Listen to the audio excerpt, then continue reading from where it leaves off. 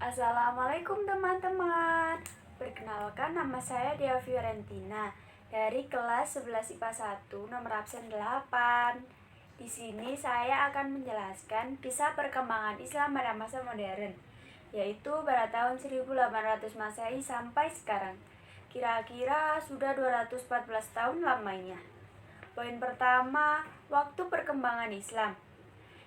Ada 4 tipologi kehidupan manusia. Yang pertama, bertumpu pada positivisme. Yang kedua, bersifat hedonisme dan konsumerisme. Yang ketiga, iptek yang sangat cepat. Dan yang keempat, bersifat eksploitatisme. Ciri-ciri yang harus diterapkan pada perkembangan Islam masa modern. Yang pertama, bersifat rasional, bersifat masa depan, bersifat terbuka, selalu menghargai waktu, dan selalu bersifat objektif. Poin kedua, faktor-faktor yang mempengaruhi perkembangan Islam pada masa modern.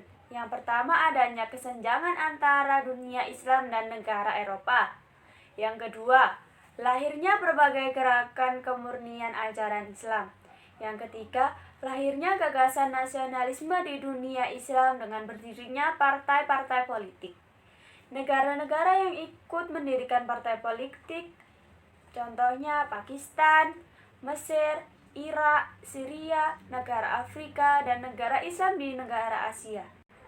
Selanjutnya adalah poin yang keempat. Itu tokoh pemikir Islam pada masa modern, dibagi dalam berbagai bidang.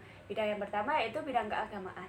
Tokoh yang bergerak dalam bidang keagamaan adalah yang pertama, Muhammad bin Abdul Wahab yang disebut Wahabiyah. Ajaran pokok yang dijelaskan Wahabiyah adalah pertama, sumber ajarannya yaitu Al-Quran dan Al-Hadis. Yang kedua, tauhid dibagi menjadi 5 jenis. Yang ketiga, tauhid tersebut disebut juga tauhid ilm dan iktikad.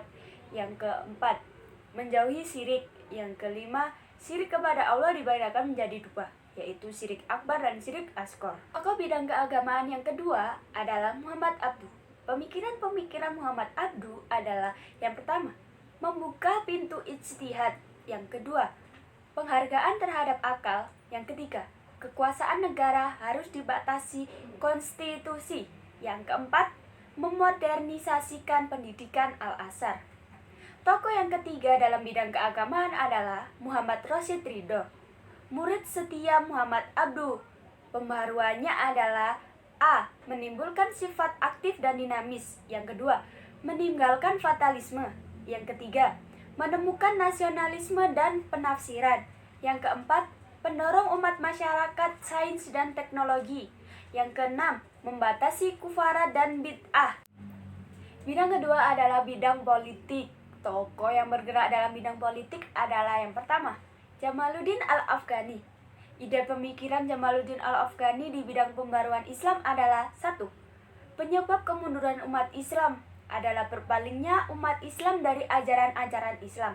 Yang kedua, ajaran qada dan qadar telah berubah menjadi ajaran fatalisme. Yang ketiga, perpecahan di kalangan umat Islam dapat memperlemah persaudaraan antara umat Islam. Yang keempat, umat Islam harus kembali kepada ajaran Islam yang benar. Yang kelima, ikatan agama Islam menjadi model persaudaraan terhadap sesama muslim. Yang keenam, sebagai tokoh pendiri PAN. Tokoh kedua yang bergerak dalam bidang politik adalah Muhammad Ali Pasha. Gelar beliau adalah The Power of Modern Egypt. Beliau tidak bisa membaca dan menulis, tapi ide dan perilakunya dapat kita contoh. Pertama, kemauan dan kerja keras beliau yang semula tidak bisa membaca dan menulis, tapi beliau adalah tokoh yang paling cerdas. Yang kedua, disiplin beliau. Yang ketiga, meningkatkan bidang pembangunan.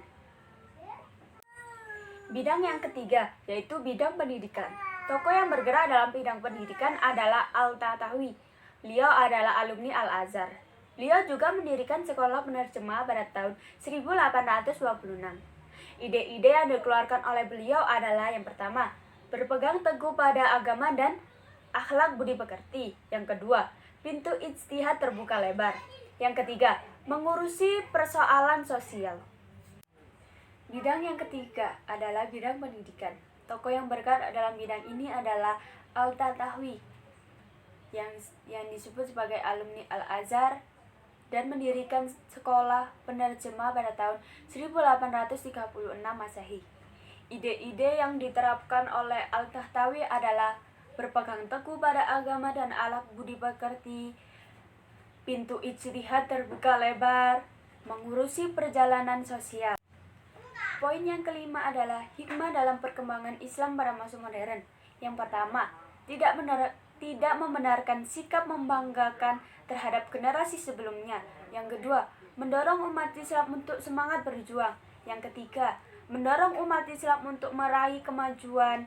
Dan yang keempat, mendorong umat Islam untuk memiliki prinsip. Serta yang kelima, mendorong Islam untuk memahami hakikat hidup. Poin keenam, yaitu perilaku semangat meneladani perkembangan Islam pada masa modern. Yang pertama, membiasakan diri mengevaluasi diri. Yang kedua, bersifat optimis dan menatap masa depan. Yang ketiga, bekerja keras dan profesional. Yang keempat, menerapkan ilmu yang sempurna dan meraih kesuksesan. Terima kasih sudah menyimak video saya. Apabila ada kesalahan kata, mohon dimaafkan ya. Assalamualaikum warahmatullahi wabarakatuh. Dadah teman-teman.